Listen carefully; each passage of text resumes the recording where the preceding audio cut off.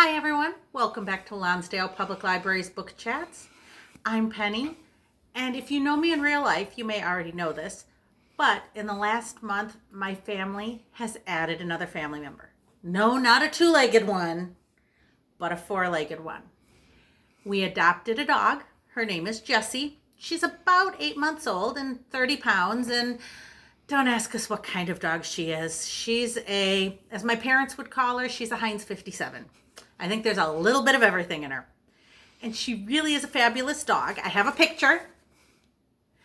But she does have one peculiarity that I'm not too fond of. Puppies, they chew. I know that. But most puppies chew on things like socks or shoes or things like that. My dog likes to chew on books, particularly library books. I've already had to pay for 2, and I tend to have a lot of books checked out at a time. So it's not exactly a pleasant thing. It's making me learn to pick up my books. We will say that. But in fact, while I was working on my book chats last night, I had to ask a family member to take her for a walk because she was trying to chew on the books that I was writing the book chat about. So I'm going to lead off with my first book because when she was doing that, all I could think of was Marley and Me. This book came out in the early 2000s, and it is by John Grogan.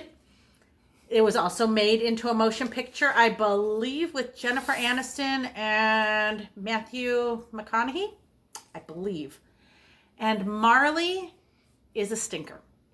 When they first adopt him, they're a young married couple, and he's just this cute little lovable yellow lab puppy who turns into a 90-year-old stinker. He goes through screens like nobody's business, like they're not even there.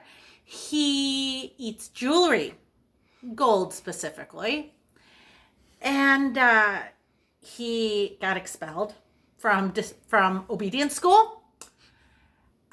He's tough. But through it all, the family loves him. They're frustrated with him sometimes, but this chronicles all of their trials and tribulations with him and their love.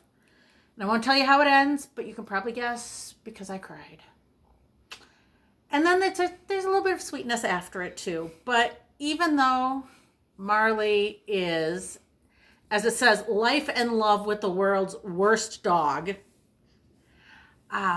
there still is something sweet about having him. And it is a #1 New York Times bestseller. So it's a really sweet book.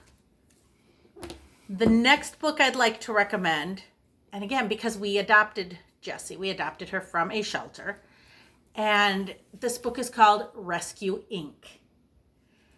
And it is written by the crew from Rescue Inc. with Denise Flaim. And Rescue Inc. is based out of Long Island, New York. It is 10 motorcycle riding and tattoo wielding gentlemen that use their combined 1,700 pounds of muscle. And these guys, Joe, Joey-O, Batso, Big Ant, G, Angel, Eric, Des, Bruce, and Robert, take an in-your-face approach to dog rescue. Their motto is abusers are losers, and they take tips from concerned neighbors or strangers, and they assess the situation first. They don't just go charging in, and they would actually rather prefer people change their behavior than take an animal away from someone. But they will take them in if they have to. I love the subtitle on this one. It says how 10 guys saved countless dogs and cats, 12 horses, 5 pigs, 1 duck, and a few turtles. So they're kind of jack of all trades. And they also help educate people on abolishing puppy mills and making sure people spay and neuter their pets, which every time I look at that line makes me think of Bob Barker on The Price is Right. If you remember at the end, he always said, please remember to spay or neuter your pets. And I'm not sure if Drew Carey does that or not, but Bob Barker says that we need to spay and neuter our pets. So I definitely think we should follow his advice. But Rescue Inc. is a fun book. I recommend that one. And it's not as much of a tearjerker. So I can't say that about most of the books we have. For example, You Had Me at Woof. How Dogs Taught Me the Secrets of Happiness by Julie Klam. So the author, Julie, was 30 and single, and she was wondering when she was going to meet Mr. Right. She didn't realize Mr. Right was going to be a flat-faced, cross-eyed Boston Terrier named Otto. And throughout this, she learns how to share her time, her home, her limited resources with someone who gives her unconditional love. And as the story goes on, she ends up becoming married and having a child and volunteering at a Boston Terrier rescue that was local to her, and started fostering a lot of different dogs. And this tells the stories of some of the dogs that have came through their lives. And it is a very touching book. This one is not as much of a tearjerker as well. It's a heartwarming one. Probably a little softer than Rescue Inc. because she's not, large. As far as I know, she's not a large motorcycle riding, tattoo wielding person. She could have tattoos I can't see in the picture. But it definitely seems to be a little bit softer and fluffier than Rescue Inc. is.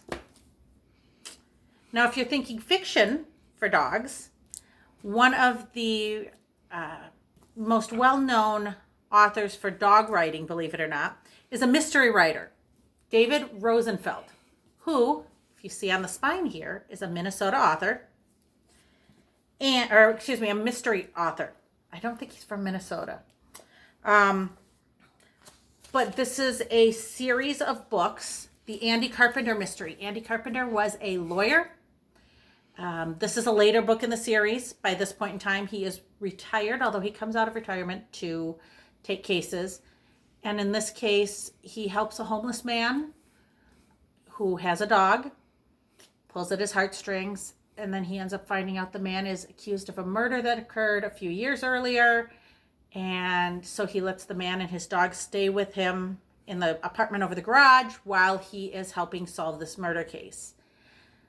What I liked about this author is I looked up his webpage, I looked in the About Me, and the very first line states, "I am a novelist with 27 dogs." Right there, you've got a dog lover. It's actually, he and his wife had founded a foundation. I believe it was called Tara's Foundation, named after what he said was the greatest dog that ever lived. I may have to argue that if my dog stops eating library books. But anyways, his home has become a haven for dogs that can't be adopted out, or probably won't be adopted out, either because of age or because of disability. And so they reside with his family. And as I said, he said 27 dogs, but who knows the last time that was updated? It could be more. And so he really is a dog lover. He has a dog as a secondary character, basically, in all of his books. So they're really a fun mystery read. And this one is another fictional one. W. Bruce Cameron, A Dog's Journey. This is actually the second book in a series. The first book, A Dog's Purpose. You may have heard that one was made into a movie as well. It is narrated by the dog, and the dog actually, in A Dog's Purpose, has been reincarnated into different lives as different kinds of dogs. This dog did not come back as the same, didn't come back as a golden retriever every time. He came back as different dogs and helped his owners the best that he could in different situations. And as the second book in the series, this one deals specifically with a young girl that he had met in a former life. And when he comes back, she's a teenager, a very troubled teenager. And so he does his best to help her and her family so that they can connect and he can help her through her problems. And he does become reincarnated multiple times. The owners don't realize that it's the same dog over and over. But he helps them out. And one of the quotes I saw said, it asks the question, do we really take care of our pets, or do they take care of us? Just a warning, according to the reviews I read, this one's a tearjerker.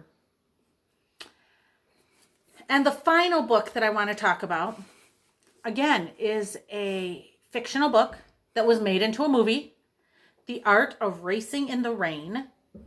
And again, another New York Times bestseller. This is actually one of my coworkers' favorite books. And it is also narrated by the dog. This one begins at the end. It's one of those books where the dog, Enzo, is near the end of his life. And he's reflecting back on his life with his human, Denny, who is a race car driver. And Denny had him from bachelorhood on through some family tragedies. I'm not going to spoil it for you. But Enzo is behind him all the way and actually helps solve some of the problems that are going on in Denny's life. And Enzo believes in a legend that says that a dog who is prepared will be reincarnated as a human in his next life. And so Enzo takes a lot of time and studies humans and studies their behavior. And it's very touching. Again, I have not read this yet. I think it's going to be a tearjerker, though, especially when you start off at the end of life. And you know that by the end, we're going to wrap right back around to that after you've gotten so attached to them, and you're going to wrap back around to the end of life again. And I'm a crier. I'm a crier at books. So I have a feeling that this is going to make me cry. But there you have it. I hope that you enjoyed all of the dog books that I have come up with. We have plenty more. You're not going to hear me recommend, Old Yeller or Where the Red Fern Grows. I may be a crier, but those are even too far for me. But I enjoyed talking to you, and we'll see you next week.